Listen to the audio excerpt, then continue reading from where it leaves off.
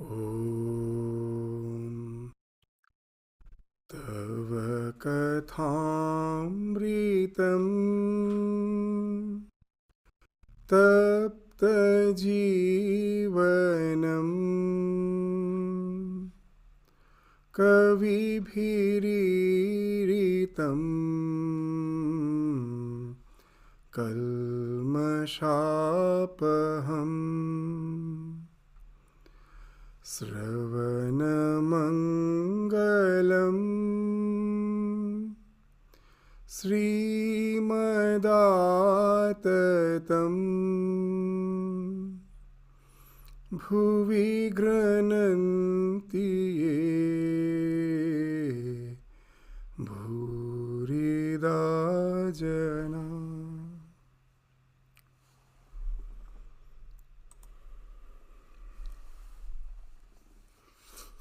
The Master with the Brahmo devotees. The Master's conversation continues. So he's speaking about the three gunas. Under the spell of God's Maya, man forgets his true nature. He forgets that he is higher of the infinite glories of his Father. This divine Maya is made up of three gunas, and all three are robbers, for they rob man of all his treasures and make him forget his true nature. The three gunas are sattva, rajas, and tamas. Of these, sattva alone points the way to God, but even sattva cannot take a man to God.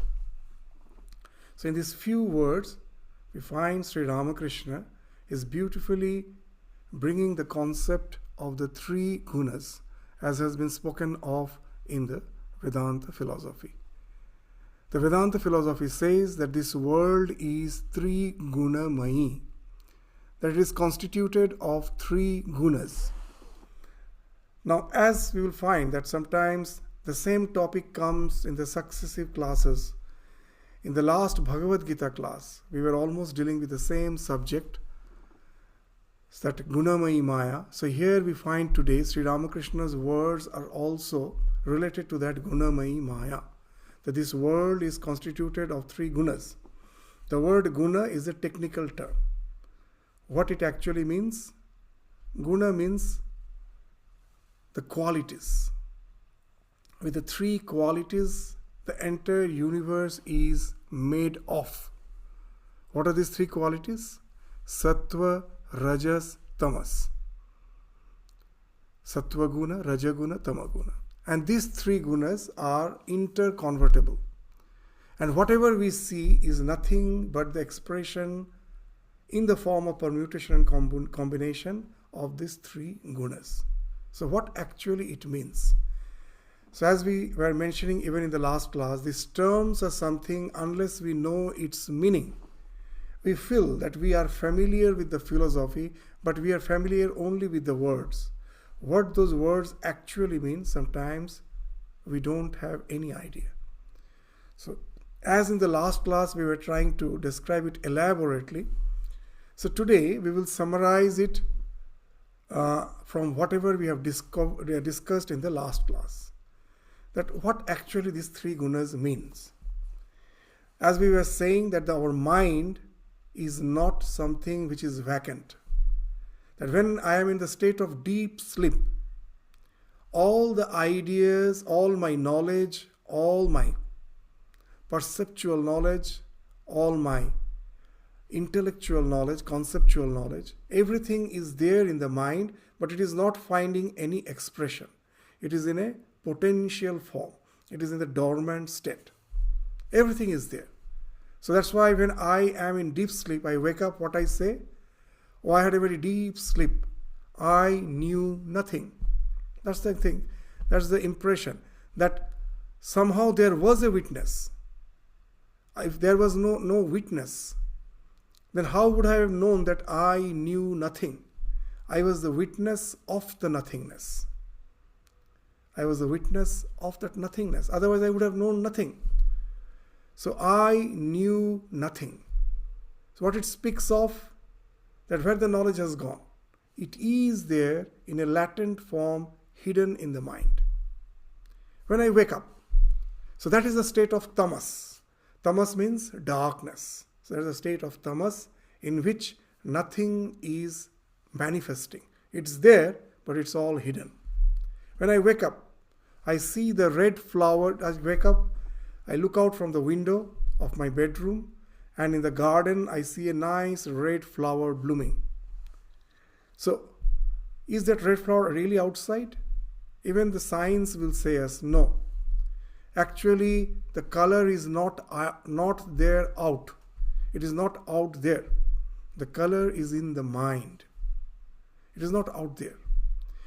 When the light is falling on that flower, that red rose, all the wavelengths are absorbed. A particular wavelength of light is reflected back. Now it is just a wavelength of light which actually has no color. It comes and touches the retina of my eye. Its function stops there. The brain through which the mind is perceiving everything, there no light enters. You just imagine yourself sitting inside the brain. It is dark, absolutely dark. No light enters there. The light function ends by touching the retina. The moment it touches the retina, it gets converted into a particular frequency of optical nerve current which is passing through the optic nerve. It is just like an electric current with a particular frequency. When it reaches the brain, the color center, what it does, all the ideas of color are already there in the mind, but they are hidden. This particular frequency or wavelength of optic nerve current, which has been generated by being stimulated by that particular wavelength of light, its function is over. When it touches the retina, it doesn't enter. So this frequency of electric or this nervous current now stimulates the red color, which is hidden inside the mind. It was in darkness, it was in tamas. Of all the ideas of color, that red color is projected. It is manifested. It comes out through the senses, envelops the flower to give me a sensation. The flower is red. So that's how all our perceptions are happening. The sounds which we hear, the light which we see, the smell of anything which we have, nothing is entering the brain. What enters is just a particular nerve current, and what we smell, what we see, what we hear, what we touch, what we taste, these five senses, are all actually the projection of the mind. We have an idea, these objects are out there, and I am just perceiving it. No. There is something, but what is there outside, I can never know. What I see is the projection of the mind. Then is the mind active? Is the mind something conscious? Vedanta says no. Mind is just like the hard disk of the computer. Just the hard disk of the computer is inert. It gets activated only when it is connected to the bias voltage. It is connected to the power supply.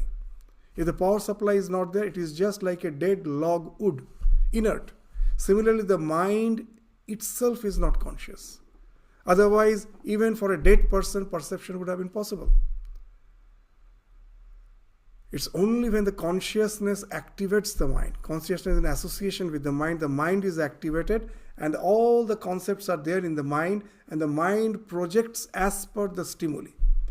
The moment it projects something, what happens? It generates sattva. The tamas is getting transformed into sattva. Sattva means illumination. What that the scripture says? It's illumination. So it's illumined. A particular is this flower is red. The knowledge dawns. The knowledge is the dawning of the knowledge is like illumination. Now, based on that illumination, that red flower, we all have different tendencies because of our past actions and associations. Some may be a devotee, some may be just an aesthetic person, and some may be a lover of nature. Based on these various temperaments, we will find three different type of reactions. Seeing the red flower when I wake up, if he is a devotee, he may go pluck the flower, and he most probably has a small altar in his house where the deity has been kept. As he is a devotee, he goes, plucks the flower, brings it, offers it to the divine. So that's the reaction. And if he is not a devotee, if he is just a person of aesthetics, he may again pluck the flower, but instead of offering to the divine, he may keep it as a bouquet in the living room. That's another type of reaction. And if he is a lover of nature, he loves the garden, he won't pluck the flower at all.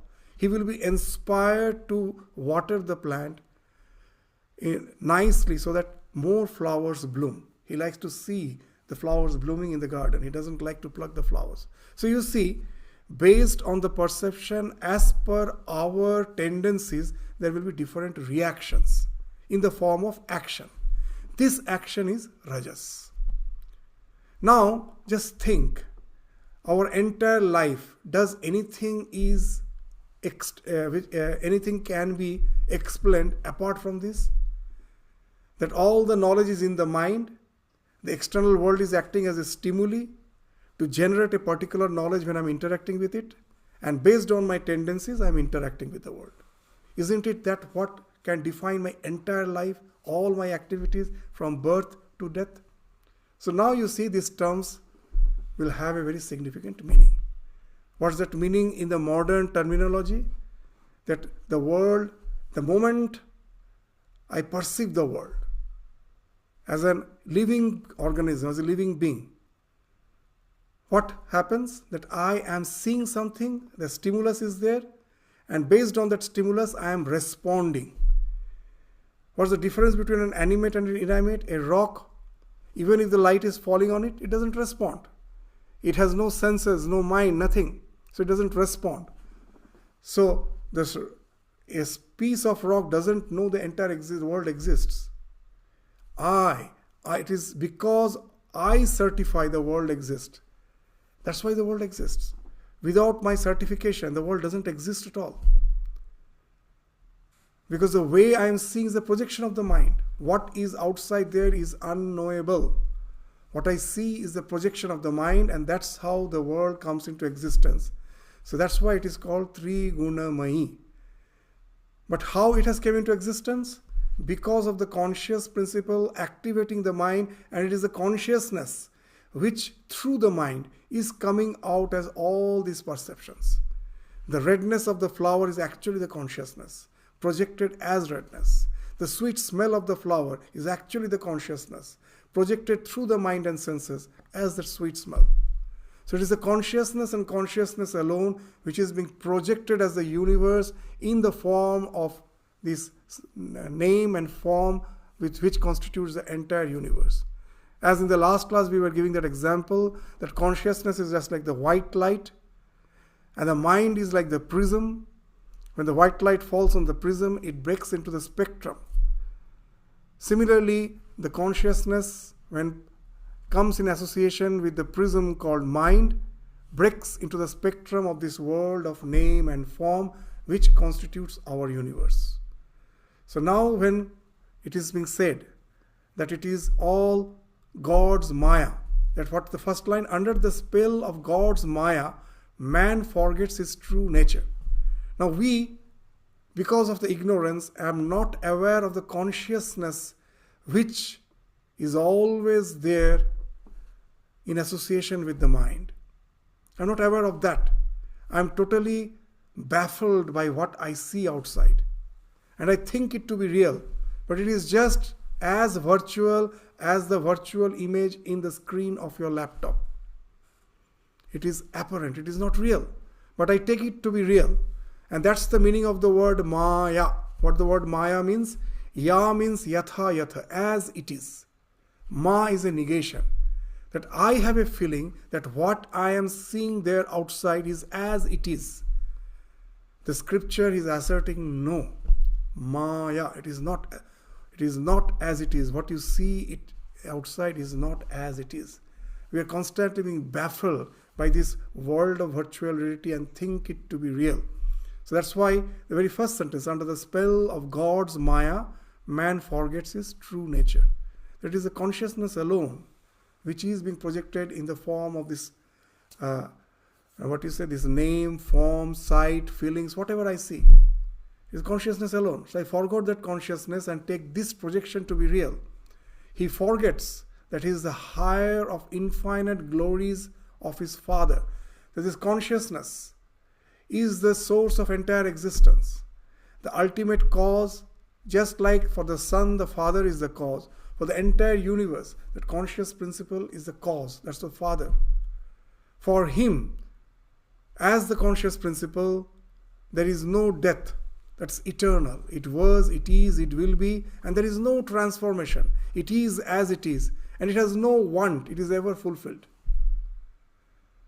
So if you find everyone is ever fulfilled, that's the sign of prosperity. The richness doesn't lie in how much wealth you have. The richness lies in the fact that I don't have any want. Even if a rich man can be called a poor. Why can we call him poor? Because in spite of all his riches, we may find that he is still hankering again and again.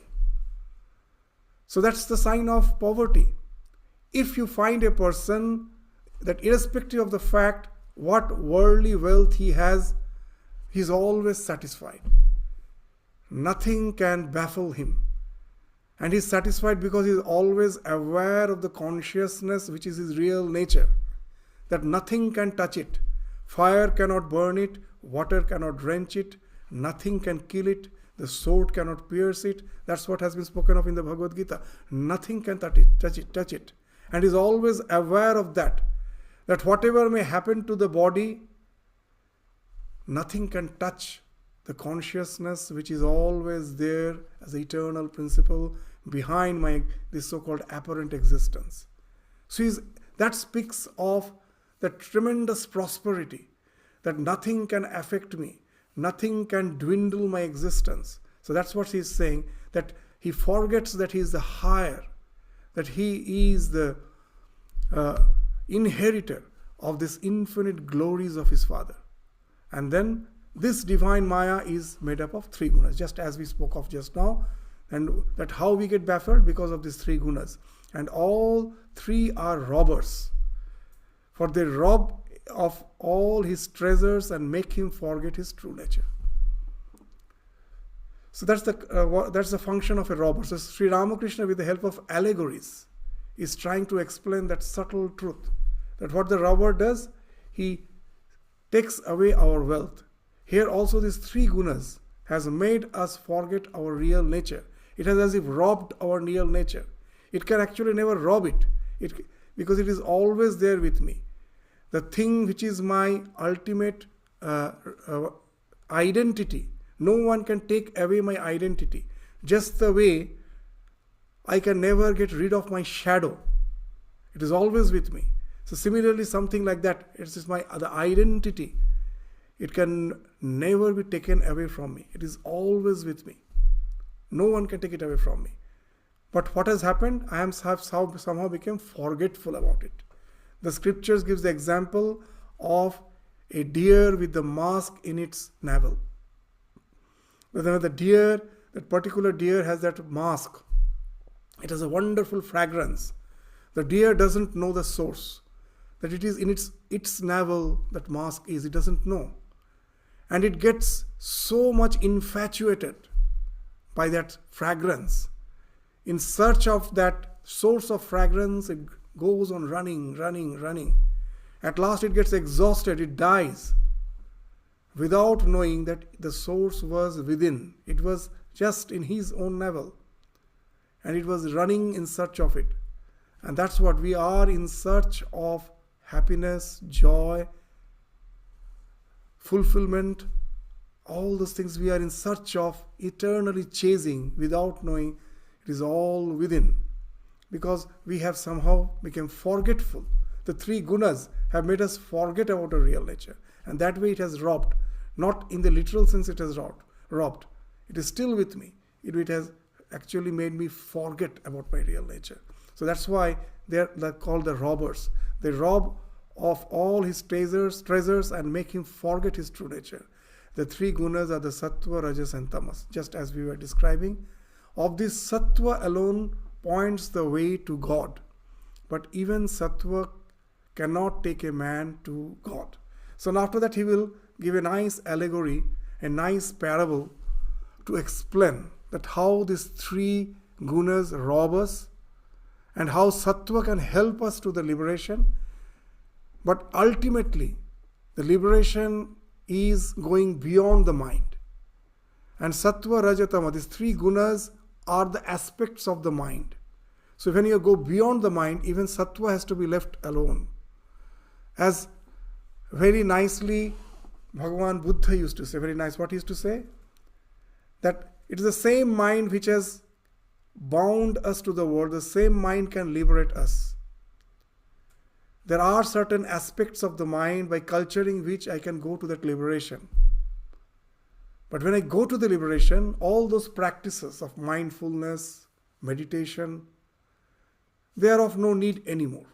You get established in that state, they all fall off. And very nicely, he used to use a nice allegory. What's that? No one carries the raft on his shoulder after crossing the river. The utility of the raft was just to cross the river. Once I have crossed the river, do I carry the raft on my shoulder? No. So sattva, though it is a part of that mind, but it is that aspect of the mind which can help us to cross across this river of worldly existence. It can help us to cross. But once I have crossed, it is left off. So that's what very nicely is being mentioned. Of this, sattva alone points the way to God. But even sattva cannot take a man to God. Now let us try to relate that what we said, that sattva is illumination. Rajas is a reaction, that when my mind is illumined, as per my tendencies, I react. Rajas. And what is tamas? That all the storehouse of information in my mind, unless it is illumined, is tamas. With this, let us try to understand how each of us have a particular disposition. Some are sattvic. Some by nature are sattvic. What it means? In his nature, sattva guna is predominant. Illumination is predominant. Some are rajasic, predominantly rajasic. In some person, we find activity is predominant. And some are tamasic. They are very lazy, don't want to do anything. So how it can be related? So you'll find, let us try to understand it with the help of modern psychology called flow psychology. Very nice. That how sattva can be defined. We will find in our life, whatever endeavors we have, there are certain challenges. And I find I don't have sufficient skills to meet that challenge.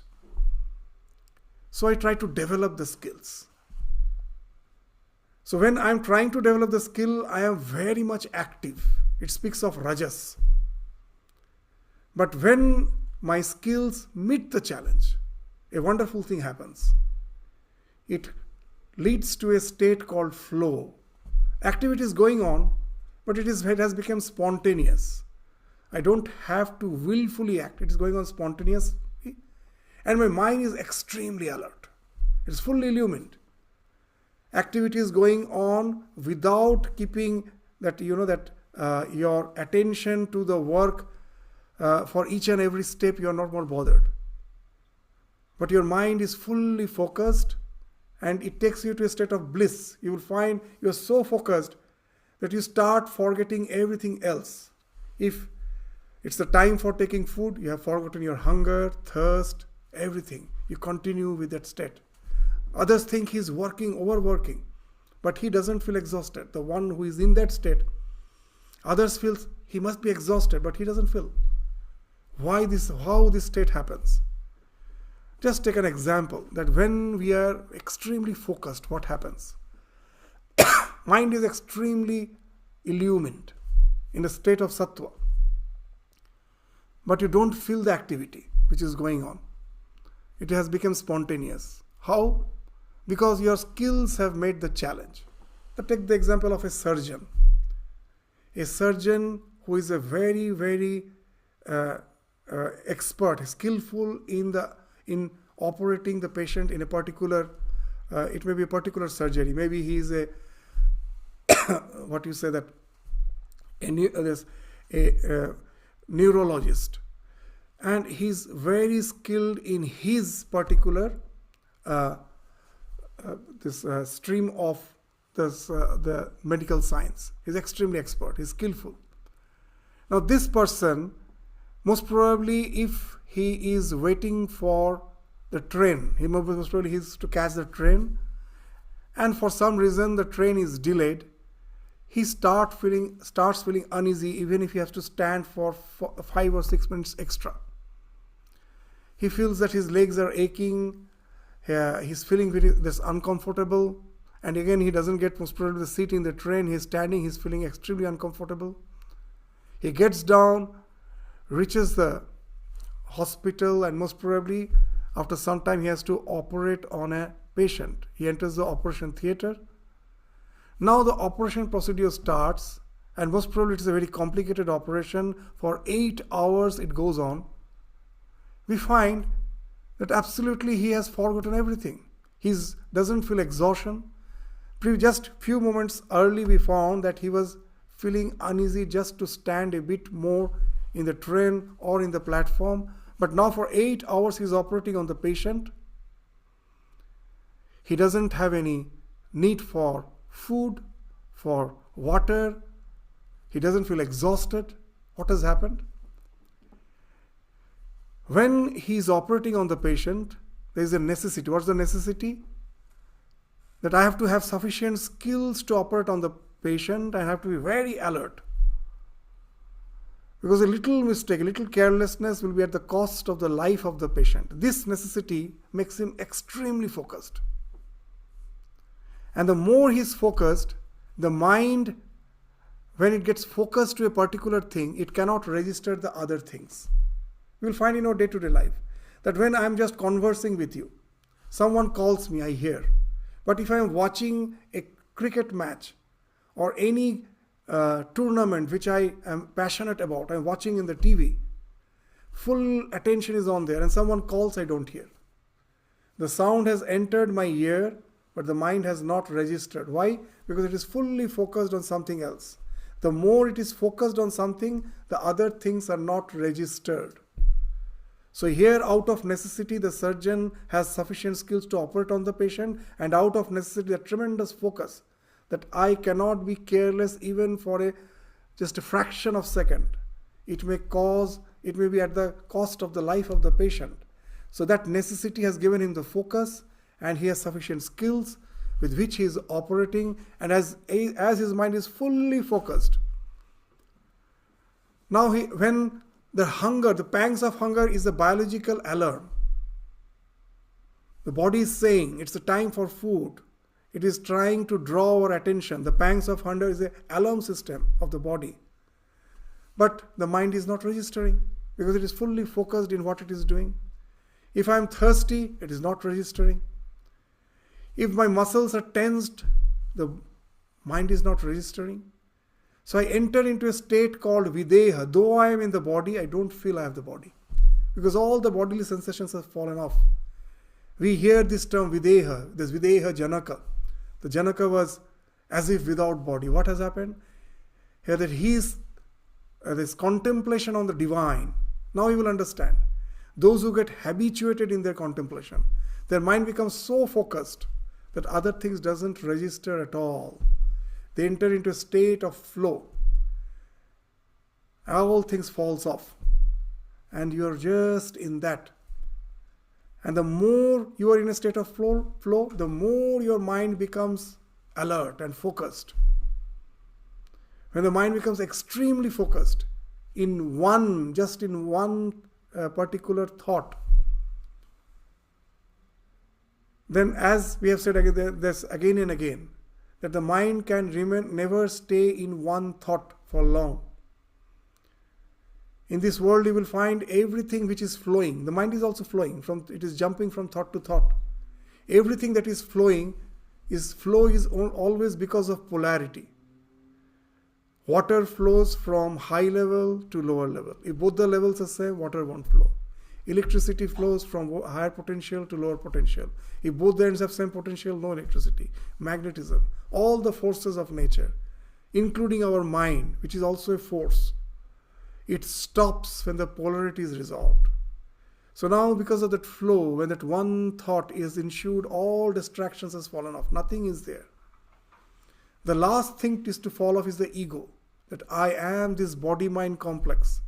I can never get rid of this idea. That consciousness got reflected in the body-mind complex to create that ego. I got identified with that reflection. I think I am that reflection. That has created this sense of individuality. A small part of our mind is always hooked to that. Even in deep sleep, it is there. Otherwise, I would have never woke up and said, I had a very nice sleep. A part of my mind was still registering that I was in deep sleep. Otherwise, I would have known that I was in deep sleep. So that ego is something which never leaves us. But when the mind becomes extremely focused, that ego also is taken away by their object of focus. And then what happens? The scripture says, Triputi Bheda, very interesting thing. That even when I am meditating, when mind is fully focused, I am aware of three things. What are the three things? The object of meditation, the meditator, I am the meditator, the object of meditation, and the process of meditation. Dhyana, dhyata, dheya. I am aware. But the moment the ego falls off, I become as if one with the object of meditation. And then what happens? This triad collapses, this triad of dhyana, dhyata, dheya. The object of meditation, the meditator, and the process of meditation. This collapses, making me one with the object of meditation, and that leads to some unitary experience, where the amness is still there, but it is beyond the body-mind complex. Your object of focus has become the framework through which you have gone beyond the mind, beyond the ego, to experience for the first time an existence which is in no way bound by the mind and the senses. That's why it is called avanga manasa gocharam. It is beyond mind, beyond speech, beyond senses. It is something like that. So when you reach there, what has happened? It is, you will find in this entire process, what was there? That this man was predominantly sattvic. The mind was illumined, but as his skills have met the challenge, he has entered into a state of flow, so the reaction is spontaneous. He is not reacting. So anything, if you find a man is expert in playing sitar, he can also just by playing the sitar go to that state. A musician, any focus can lead us to that state. It doesn't need a very particular meditation.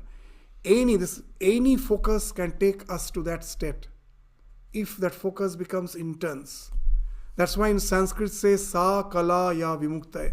That is the arts, performing arts, which can liberate us. Sa kala. So any form of art can take us there.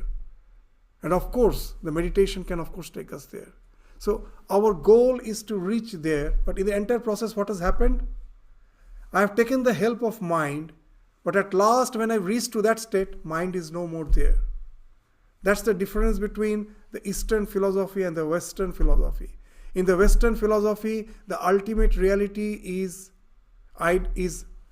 identified with the mind. As the father of the Western philosophy, the Descartes, used to say, that I think, therefore I am. But in Vedanta, and even in Buddhism, in all the 6 philosophies of Vedanta, we will find the idea that I can know the real me when I can go beyond the mind. So that's why you will find when Sri Ramakrishna is saying that sattva, it can lead us to that illumination, but it also cannot go there. So now we will find, for this, sattva alone points the way to God, but even sattva cannot take a man to God. So sattvic, we understood, that person who has entered into a state of flow, and who is rajasic,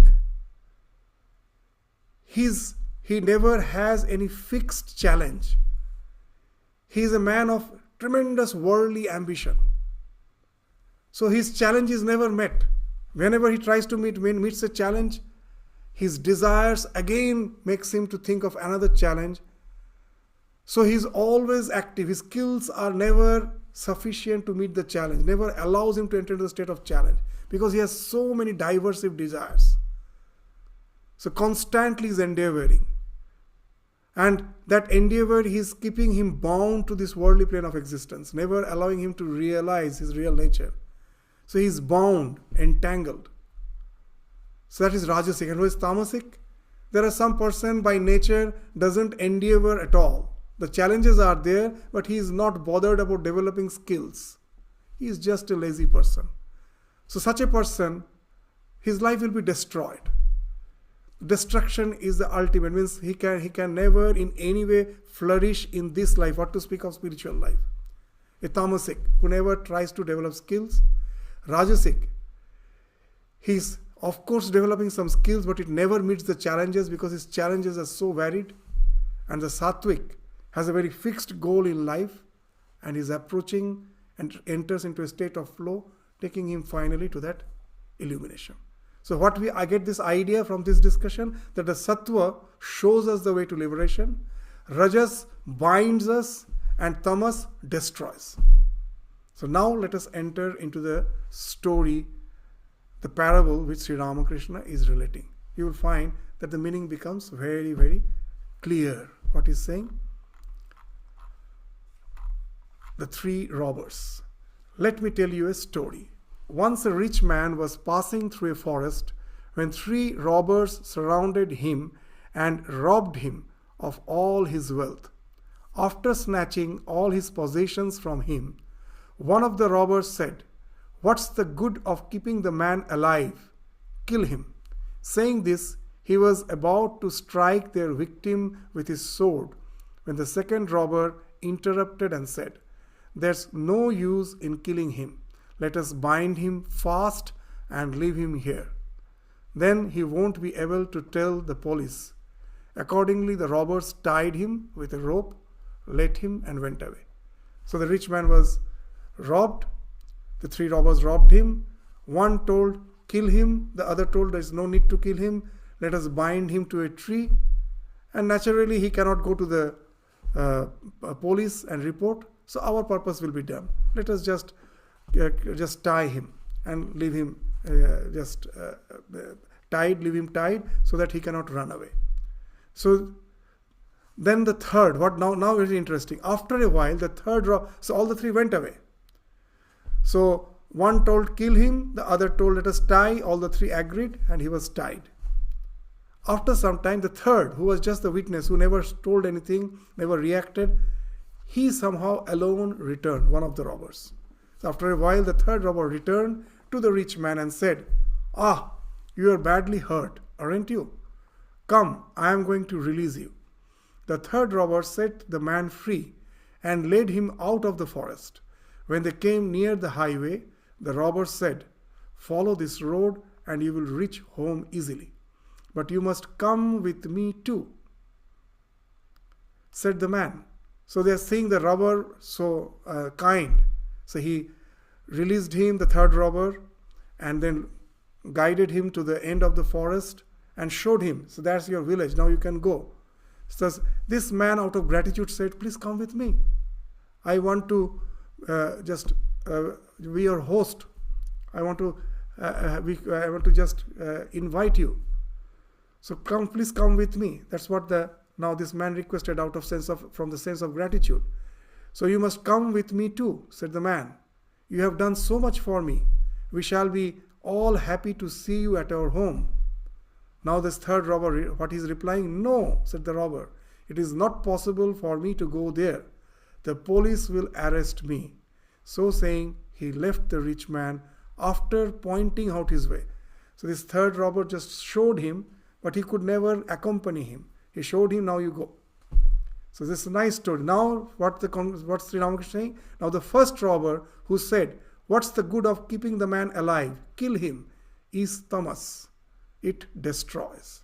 As we told, the one who is never trying to develop any skills in life, for the challenges, at last his life will be disintegrated. He can do nothing in this world.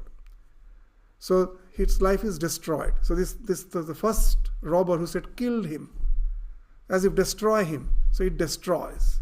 The second robber is rajas, which binds a man to the world and entangles him in a variety of activities. So as we saw, that rajasic man, that he has skills, he's trying to develop skills, but he keeps so many challenges open for him that it is impossible for him to enter into a state of flow, always struggling through the life, so many challenges. And it gets infatuated with all these worldly ambitions, constantly in that urge for this various desires to have the satiation of the various desires. This constant urge constantly keeps him busy. That's the rajasic mind. So he's fully obsessed by the world. It binds, the world binds him. So that's the one who told tie him. That is to bind him. So that's the rajas. Rajas binds. So the second robber is rajas, which binds a man to the world and entangles him in a variety of activities. Rajas makes him forget God. Sattva alone shows the way to God. It produces virtues like compassion, righteousness, and devotion. So all those things, even in the doctor, what made him to enter into the state of flow? Compassion, righteousness. He is very, very righteous person, has to be. He knows that his profession, he has to be very, very righteous, very sincere in his work. So all these qualities are bound to produce for such a man who enters into the state of flow. So this is righteous and devotion. All these qualities. We are giving the example of a surgeon, but in spiritual life, the more and more he enters into the state of flow, these qualities will naturally find expression through his life. He doesn't have to cultivate them. The more he enters into the state of flow, as Sri Ramakrishna used to say very nicely, an adept dancer never has a false step. But when I am learning to dance, I have to be cautious that some music is being played. I have to be very, very attentive to the music, that lest I step out of the rhythm. But when I become an adept dancer, most probably I am teaching others the dance, constantly instructing. The music is played on the background. Though my mind is not fully focused on the music, I am teaching others. I am instructing them. But still, as I am an adept dancer, my mind will spontaneously fall just on the rhythm. I don't have to do it consciously. That's what Sri Ramakrishna is saying. So what it speaks of, your skills have met the challenge. You have entered into a state of flow. So now, the chances of having a false step is no more there. Your mind has been calmed. The chances of getting distracted to all the negativities is impossible.